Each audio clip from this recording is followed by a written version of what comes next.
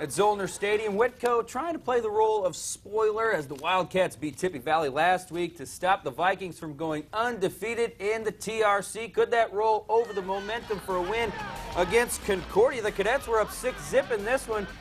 How about the defense in this one? Austin Mort trying to pick up some yards, but check out the D. Mark Rogers pops the ball loose. Nathan Eschweiler recovers. Concordia would actually score a 75-yard touchdown, have it called back a couple plays later. How about Michael Hicks? Check out the juke move. It was 3rd and 30 from the 10. That's a 90-yard touchdown. The Cadets were up 13-0, but Whitko fires back with an 80-yard touchdown. Alex Stoddard to Connor Stoddard. Whitko kicks a late field goal in this one. They stay alive. 18-15 the final. All right, so Whitko advancing. Who would they get? Would they get Tippy Valley or would they get Garrett? Garrett would fumble on its opening drive, but on the second drive, how about Brandon Porter? Taking the handoff, and Porter gets into the end zone for a 3-yard touchdown. 7-0 Railroaders. Still in the first. Vikings would do pretty well on their next drive, but how about Braden Moreau? Yeah.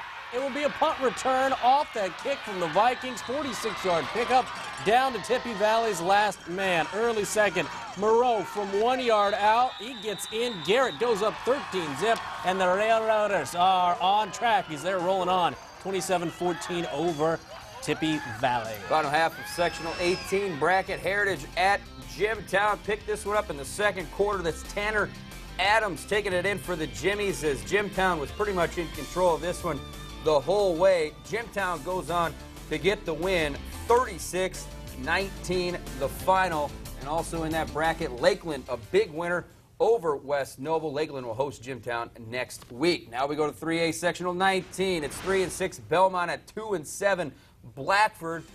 Yeah, the Braves have a little bit of football tradition down there in Decatur, and they showed it tonight. Cody Walters, he's going to take this one in from the 6. Braves are up early in this one, and you know what, Walters?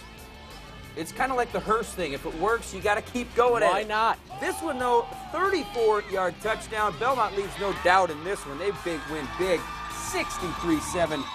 The final, they'll host Eastbrook next. Actually, Eastbrook lost, so they will not host Eastbrook. They will not host Eastbrook? They will not host Eastbrook. That is a shocker. All right, how about some Lures football? We're in 2A. Bishop Lures heads into the postseason with 9 state titles. The Knights, the favorite to win their 3rd state championship in a row, and if they do, they tie Indianapolis Chatard for the most championships statewide in Indiana history. Now, first up for the Knights, Elwood Panthers in sectional 27 action. Knights, as you heard, first off their first SAC title in 10 years. And first play from scrimmage, Jalen Smith is good. In fact, he's going to be visiting Notre Dame at the USC game this week, and you can see why they like him. He goes 58 yards, 7-zip Lures. How about James Kanapke to Michael Rogers? That's a good combination. 35 yards, 14-zip after one. Then Kanapke would hook up with Rogers yet again here early in the second quarter as Lures. They leave no doubt about who's better. 49-19 over Elwood. Who would the Knights get? Either Bluffton or Eastside next week. Tigers and Blazers battling up in Butler. Pick this one up in the third quarter. Bluffton going for it on 4th down, but the Blazer defense says no. Eastside then takes over. Cadis Rainier. He's going to punch this one in for the touchdown. That made it 12-zip Eastside. Bluffton comes back in this one. How about John Rolfe? The touchdown. This one goes to overtime. Eastside gets the win, 16-13, the final. How about the other half of sectional 27's bracket? Busco Woodland, the coaches coming out on the field, and, well, they would like this if you're, on that Lee Etzler sideline.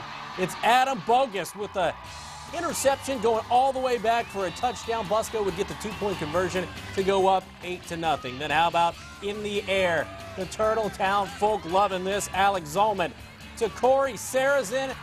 They would miss the extra point, and it's 14-zip Busco. But, there's a reason Busco came in undefeated, and a lot of it had to do with the ground game. Jason Nicodemus, 11-yard score, 20-zip Busco. As Busco rolls on, your final is 38 6-0. Taking a look at some of the 2A Sectional 26 scores, it's Prairie Heights falling at home 57-7, and Manchester with a win over Wabash 46-14. Let's wrap up. 1A Sectional 36 down in Burns, South Adams. 8-1 coming in this one. Hosting Monroe Central. Marcus Rich, he's going to take this one in from 34 yards out. The Starfires definitely in control of this one. They would add to their lead a little bit later as Dustin Warner is going to take it in from 40 yards out. Starfires roll in this one. 46-0 the final. South Adams will play Union City next week. Other scores in 1A, it's Sheridan big over Southern Wells 49-12, and LaPel beats Tri-Central 25-14. Also down in 1A 35, it's Fremont big over Central Noble 62-26. They will meet Adams Central, who beat Triton 38-18 tonight. Also in 1A, it's North Miami over Southwood 28-21, and Northfield big over LaVille 47-6. We got more Highlight Zone coming up next. We are the Woodland Warriors, and you're watching the Highlight Zone.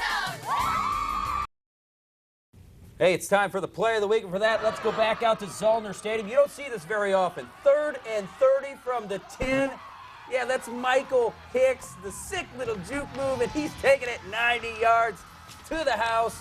It looked like Concordia was going to win, but unfortunately, Whitco wins on a late field goal to move on. Special thanks to everybody, our IT staff, because we had a computer crash, and they got it back working. Special thanks to our photographers, our job shadow Dane, everybody. We'll see you next week. Next week.